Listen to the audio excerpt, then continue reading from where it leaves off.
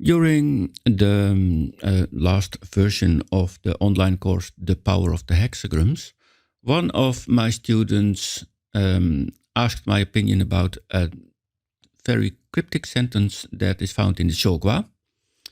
And he wanted to know what I could say about that sentence. And that sentence is mentioning backward moving numbers. At least that's how it's translated in some translations. And in this short, I hope, video, I want to talk about the possible background of this phrase, these backward moving numbers. So this is a phrase that many translations, many Yijing translations that translate the 10 wings and the Shuogua seem to struggle with. But what is the meaning of it and what does it refer to? So let's see what we can make of it. And everything in this video, of course, is my own personal opinion, but I would like to give a different take on this very enigmatic phrase. So let's first look at how Richard Wilhelm covers this phrase. He says in his translation of the Shuogua, and this is the complete paragraph in which the sentence occurs, he translates the complete paragraph as: heaven and earth determine the direction, the forces of mountain and lake are united, thunder and wind arouse each other, water and fire do not combat each other, and thus are the 8 trigrams intermingled. And what Wilhelm does is he connects this part of the paragraph. So actually I'm meaning this sentence, and this is his translation of it. He relates that to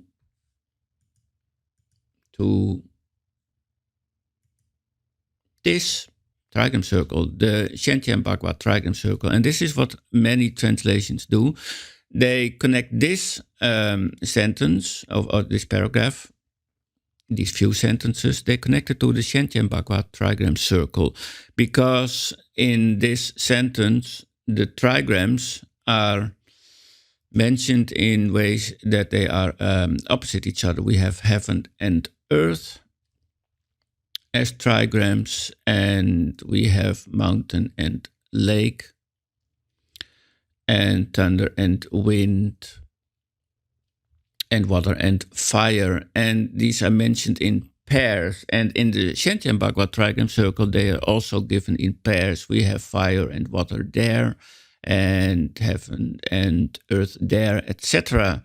So many translations see these few sentences as a description of the Shantian Bagua trigram circle. But that's actually almost impossible, because the Shantian Bagua trigram circle is relatively young. It originated somewhere around 800 AD.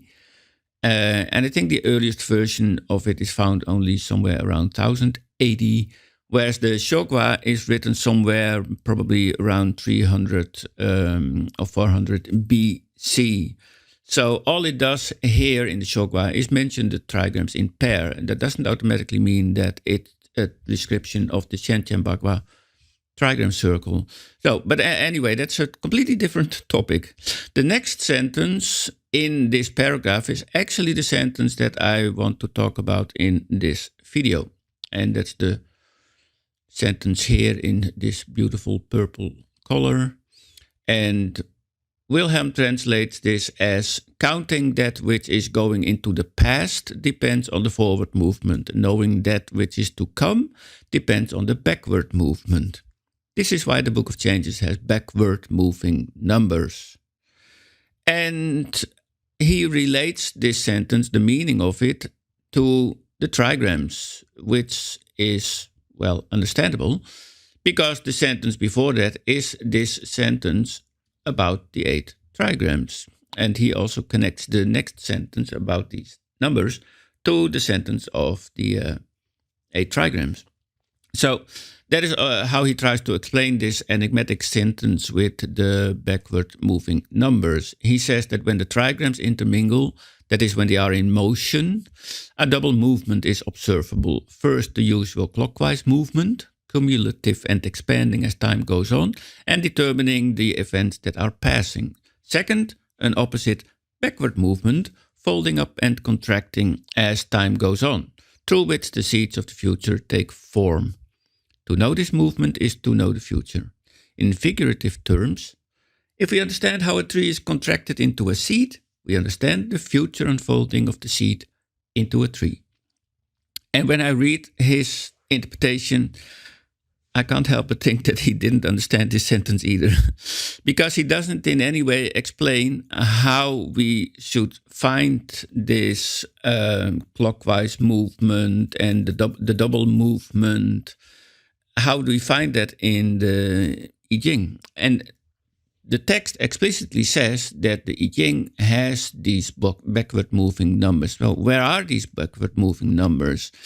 And he connects it to the trigrams, and I can understand that because this whole paragraph mentions the trigrams, but I'm not sure if that's a good idea. So, but anyway, this is how he discusses this paragraph. And another translator who had difficulties grasping the meaning of this sentence is James Legge.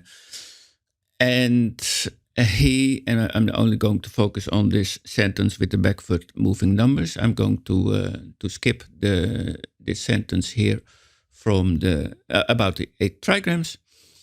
He translates the sentence as, the numbering of the past is a natural process. The knowledge of the coming is anticipation. Therefore, in the Yi, we have both anticipation and the natural process.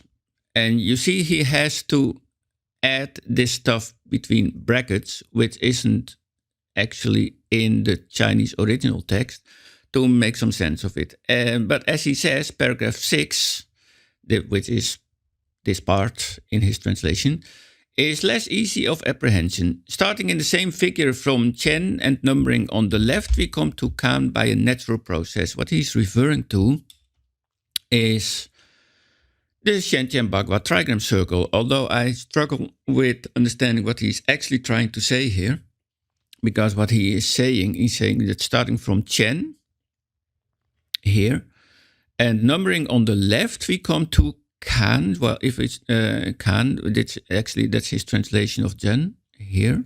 So, which means that I think we have to go this way. He says it's a natural process. And then we turn back and numbering on the right. Well, here we are on the right, soon. We come by a backward process to Kan, which is actually like this. Well, this is an kind of movement that is normally connected to the Shantian Bagua trigram circle, but I struggle to see how it shows a natural process here and a backward process there. I'm not sure if I'm reading it in the way that Legge meant it to be read. But anyway, he says that the same process is illustrated on a large scale by the circular arrangement of the 64 hexagrams in plate 1. And plate 1, that's actually this Fushi diagram with the 64 hexagrams, which are also read in a similar fashion like that. And then somewhere halfway there, I think here somewhere, I don't know, we go to the opposite and we go that way. Anyway, but as he says, what the scope of the paragraph is, I cannot tell, and I'm tempted to say of it, as Regitos hac observatio prorsus inanis est. Well, I had to look that up because I don't know any Latin, but what he's actually saying is that this observation is empty, it's meaningless. So he doesn't understand one bit of this sentence here, this whole part. And Regis also did not understand it. So he really struggled with the meaning of this paragraph. So, and I think he's not the only one. I read what the Dutch Yijing expert Han Boering says about this sentence, and he also says that it's very difficult to understand what is meant here.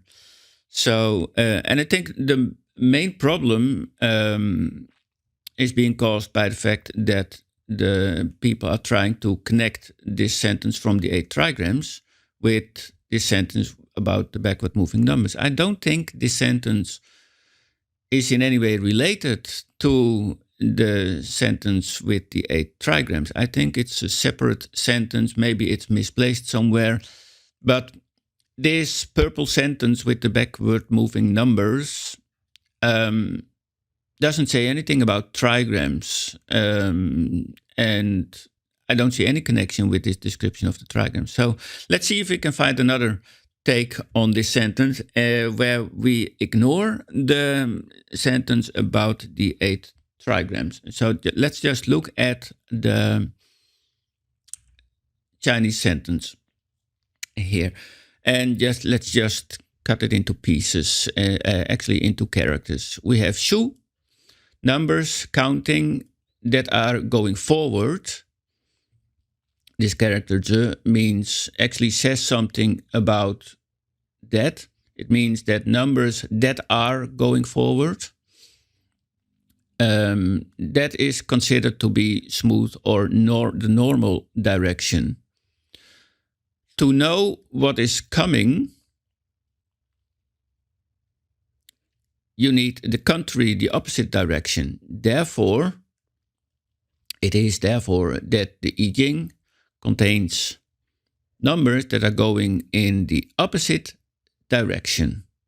That is what this sentence means. Well, as you have seen in the translations of Wilhelm and Legge, they talk about the past and the future, which is understandable because this character Wang also means the past. The past. It's used as a reference to the past. And if you read that character as the past, then lai, coming, automatically means what is coming towards you, which is the future. But I'm not sure if you should really read these characters in that way, because I find it interesting that you have Wang, which means going, and Lai, which means coming. So they are each other's opposites. And as far as I know, but I might be wrong about this, I've never seen Lai being used with the meaning of future. So that doesn't mean it's wrong, but since this text explicitly talks about numbers, I want to see the meaning of going numbers and coming numbers in the translation. So I chose not to read Wang and Lai as past and future. But what could be meant by this? Numbers that are going and numbers that are going backwards. Well, when I think of that idea, when I try to envision it, I think of something like this. You are moving forward and you are walking a certain distance, and the farther you go, the more distance you will cover. So that is how these miles or kilometers, wherever you're from, are being numbered. You go from where you are, while you're running, you're covering more and more miles. So, and this walking is something going into the future. That's also time related. So that is how I see these numbers going forward.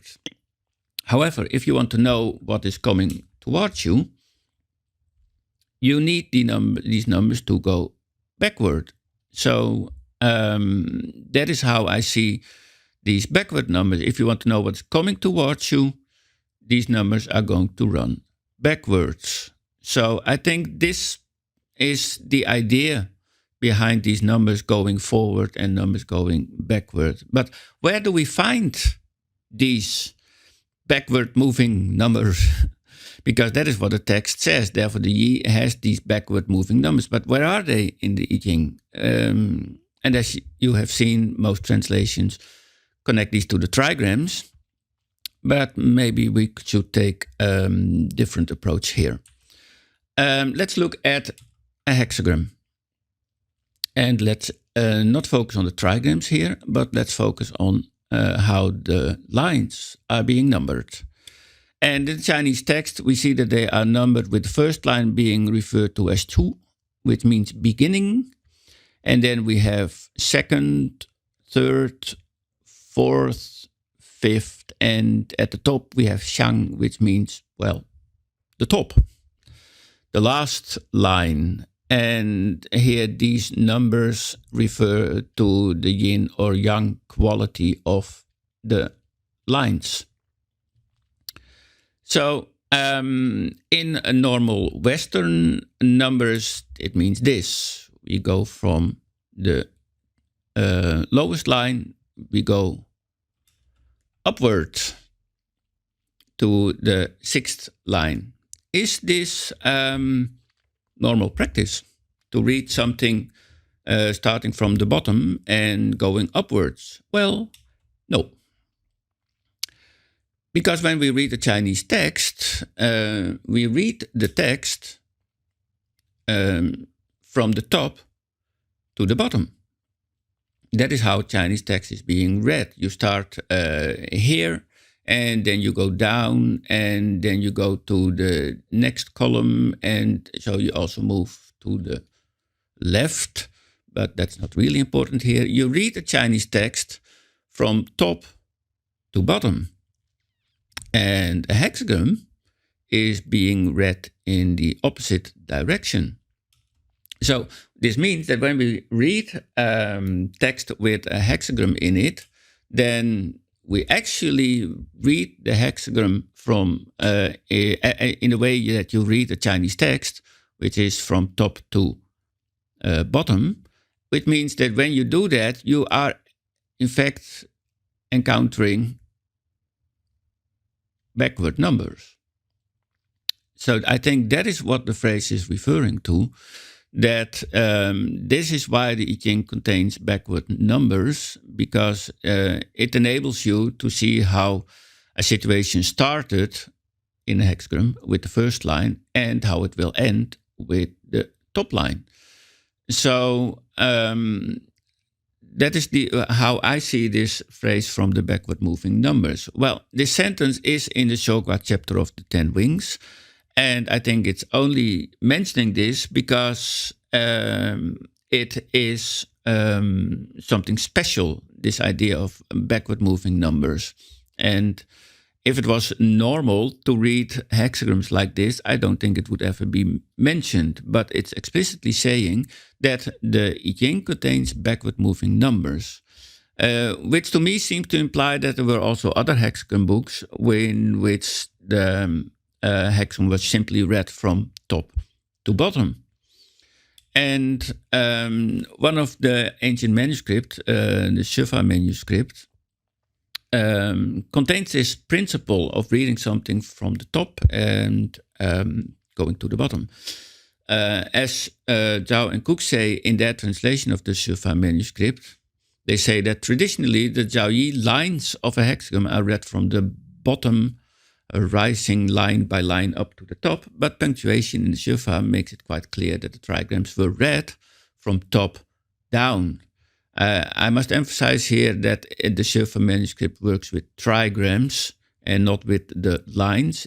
That's also what Cook says here. The individual lines of the trigrams in the Shuogua were not discussed. The Shuogua manuscript only works with trigrams, but these trigrams are read top down. So maybe that was normal to read hexagrams in books, in other hexagram books or other hexagram divination systems, top down. But the Yijing seems to be an exception here, in which the hexagram being read starting with the lowest line and moving upward. So that is how I see this sentence.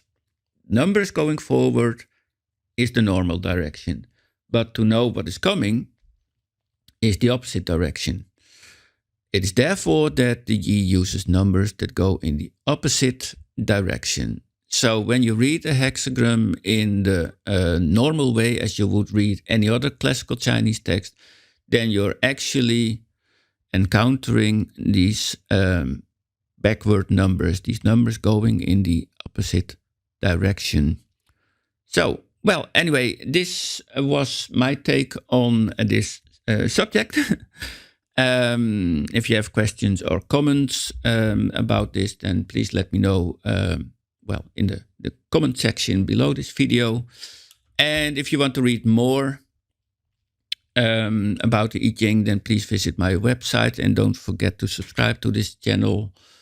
And well, I hope to see you all online, either in a workshop or on Facebook or whatever. Thank you for watching. Bye.